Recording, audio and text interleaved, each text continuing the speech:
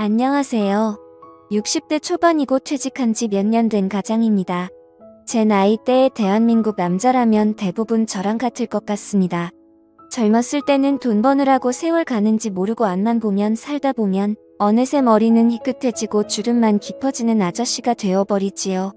아내와 아이들을 위해 일만 하다 보니 생활은 그렇게 부족하지 않지만 아이들과의 관계도 친밀하지 못하고 아내와의 사이도 그렇게 좋지 않은 경우가 대부분이잖아요.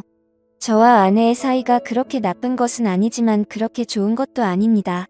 아이들은 다 컸다고 다들 밥벌이 찾아서 나가 살고 이제 아내와 둘이 잘 지내보고 싶은데 아내는 집에서 하루 종일 저랑 같이 있기 싫다는 티를 냅니다. 퇴직 후 첫 몇 달간은 그러지 않았는데 얼마 지나지 않아 등산이라도 갔다 와라 친구들이라도 만나고 와라 저와 집에 둘이 있는 시간이 많아진 게 싫었나 봅니다. 그동안 돈만 버느라 마땅한 취미도 없고 저는 그래도 공무원 연금으로 생활이 가능하지만 친구들 대부분은 아직도 일을 하고 있는 경우가 많아서 낮에 만날 친구도 별로 없습니다. 아내의 등살에 못 이겨 산에도 가보고 공원에도 가보고 하지만 혼자서 뭘 하려고 하니 금방 재미가 없어지더라고요.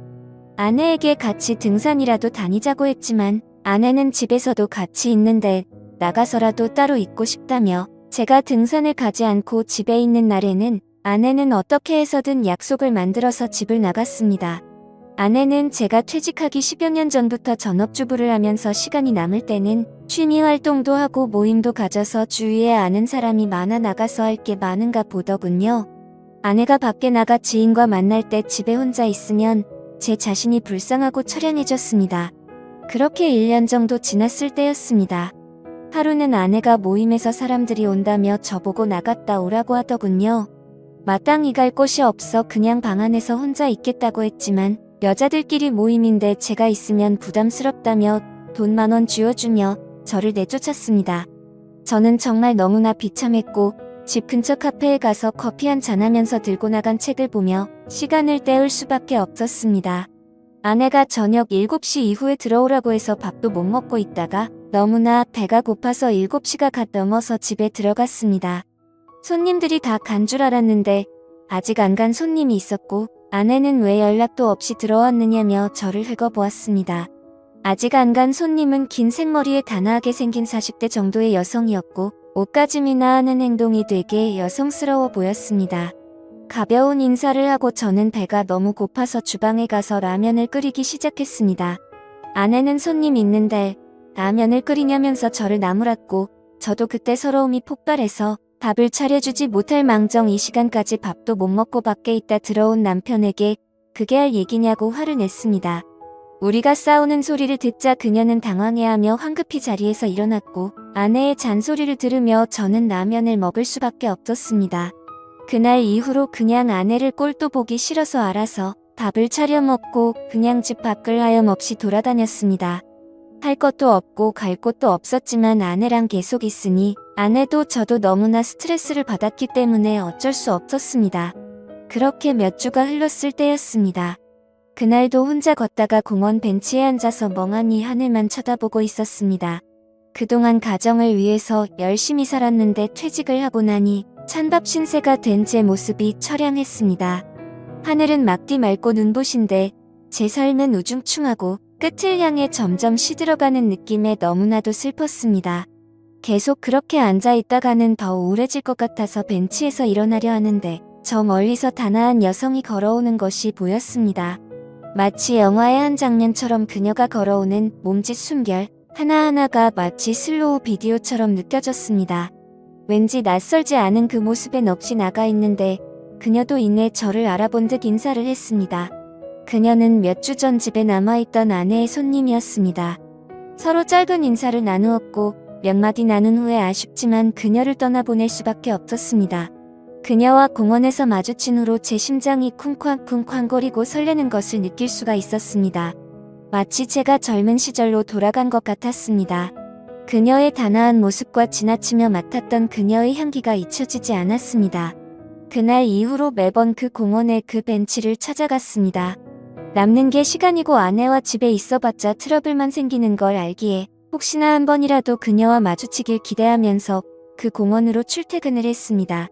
책과 따뜻한 차를 가지고 가서 몇 시간씩 그 벤치에 앉아 있었습니다. 하지만 한 달이 지나도록 그녀와 다시 마주치는 기회는 없었습니다. 아쉽기는 하지만 딱히 할 것도 없고 공원에 가서 좋은 공기 마시며 따뜻한 햇살 아래에서 책을 읽는 것도 나쁘지 않아서 그 뒤로도 쭉 그 공원을 찾았습니다. 그러다 몇 주 뒤 벤치에 앉아서 책을 읽고 있는데 그녀가 제게 다가와 말을 걸었습니다. 그렇게 기다리던 그녀를 몇 달 만에 다시 보니 너무나도 흥분이 됐지만 티를 안 내려고 애써 태연한 척했습니다. 그녀는 가볍게 인사를 나눈 뒤 그날은 시간이 좀 있는지 제 옆자리에 앉았고 제가 읽던 책에 대해서 물어보았습니다. 그녀도 소설책 읽는 걸 좋아한다고 했습니다.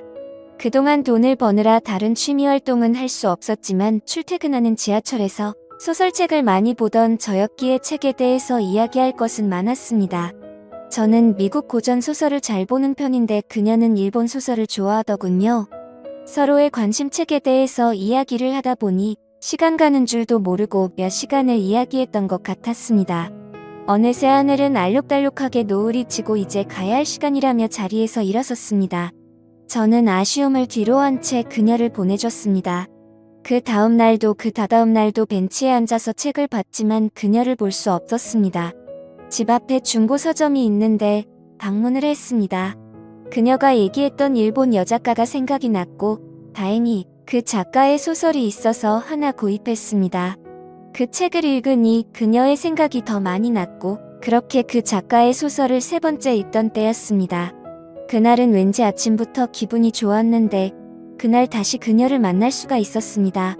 제가 보던 책을 확인하더니 소녀처럼 웃기 시작했고 자신의 가방에서 제가 전에 읽던 소설책을 꺼내 보이더군요. 그녀는 서로 좋아하는 작가의 소설을 읽고 이야기를 나누는 독서 모임을 하면 어떻게 했냐고 하더군요.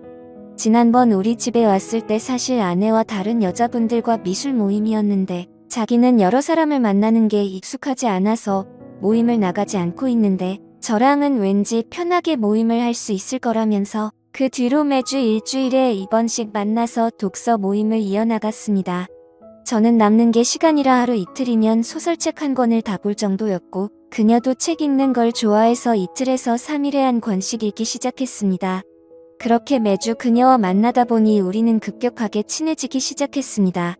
제가 그동안 읽은 소설책 양이 어마어마하기도 했고 아무래도 나이가 많다 보니 그녀보다는 조금 더 깊은 얘기를 하곤 했을 때마다 그녀의 눈빛은 초롱초롱 빛이 났습니다.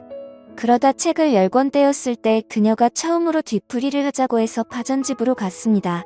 문학 얘기는 막걸리의 파전과 함께하는 거라며 자기가 대학교 독서 동아리 때는 항상 그랬다고 했습니다. 막걸리를 한잔할 때마다 그녀는 평소와는 다르게 말이 많아졌습니다. 예전 대학교 때 동아리를 하면서 너무나도 즐거웠던 추억이 요즘 저와 독서 모임을 하면서 다시 느끼고 있다며 좋아했습니다. 그러면서 자기는 지적인 남자가 좋아서 대학교 때도 책을 많이 보는 동아리 선배를 짝사랑한 적이 있었다며 제가 자신과는 다른 견해의 이야기를 할 때는 너무나 똑똑해 보인다고 하더군요. 저 좋으라고 하는 소리였겠지만 은근히 기분 좋고 설레기도 했습니다. 조금 더 취하자 자신의 가정 이야기도 했습니다. 자신은 이혼녀이고 이혼한 지는 5년 정도 됐다고 합니다. 전 남편은 집이 많이 부유했었고 남편과 시댁도 아무런 문제가 없었지만 아이를 낳지 못하는 걸로 갈등이 있었다고 합니다. 기억 후 전 남편은 다른 여자와 바람이 나서 아이를 데리고 왔고 이혼의 대가로 그녀가 지낼 만한 집에 전세금과 생활비 정도의 의자료를 받고 이혼을 했다고 했습니다.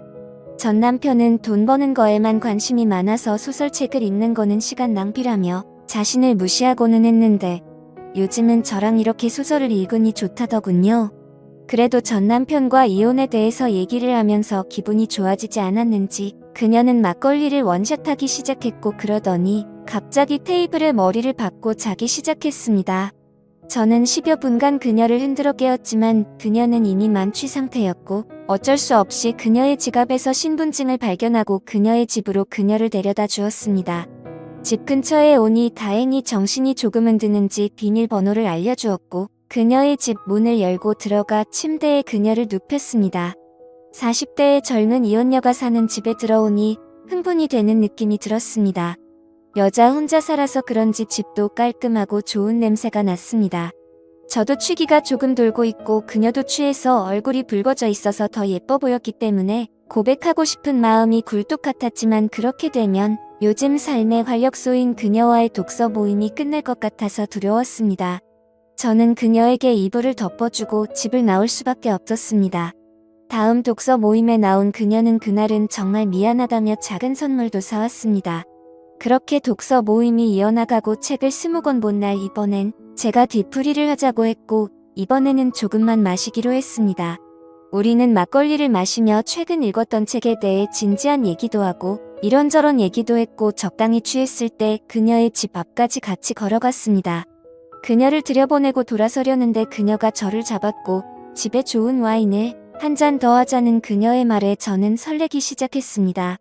그녀는 오랜만에 분위기를 내자며 LP판을 틀었고 우리는 재즈를 들으며 와인을 마시기 시작했습니다.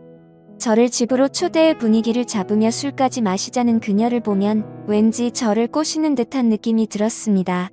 하지만 나이 차이도 많이 나고 가정까지 있는 저 같은 남자를 저렇게 단아하고 우아하게 생긴 예쁜 어린 여성이 그런 생각을 한다고 생각할 수가 없었습니다. 그렇게 술이 한 잔 들어가더니 그녀는 저에게 대놓고 얘기를 하더군요. 이렇게 예쁘고 젊은 여성이 혼자 사는 집까지 데려와서 대놓고 꼬시고 있는데 왜 반응이 없냐면서 배시시 웃으며 얘기를 했습니다. 저처럼 나이 많은 사람이랑 괜찮은 건가라고 묻자 그녀는 어차피 자기도 늙고 나중에 썩어 문드러질 몸 한 살이라도 어린 나이일 때 사랑을 나누고 싶다고 했습니다. 그러면서 저는 나이는 많지만 아는 것도 많고 연륜도 많은 게 오히려 더 매력이 있다며 한 번만 더 망설이면 자기처럼 어리고 예쁜 여자를 만날 기회가 이제는 없을 거라며 저를 놀리는 농담을 했습니다. 저도 이제는 더 이상 망설이고 체면 차릴 필요가 없다 생각해서 그녀의 제안을 수락했습니다. 그녀는 단아한 외모와는 다르게 엄청 적극적이었습니다. 솔직히 나이가 들어서 심장이 두근거릴 거라고는 생각조차 못했는데 그날 이후로 정말 엄청나게 심장이 두근거리더라고요. 사실 젊은 사람들에 비해서 체력이 많이 부족해진 탓에 그녀가 실망할까봐 걱정도 했지만 그녀는 오히려 저를 위로해줬습니다.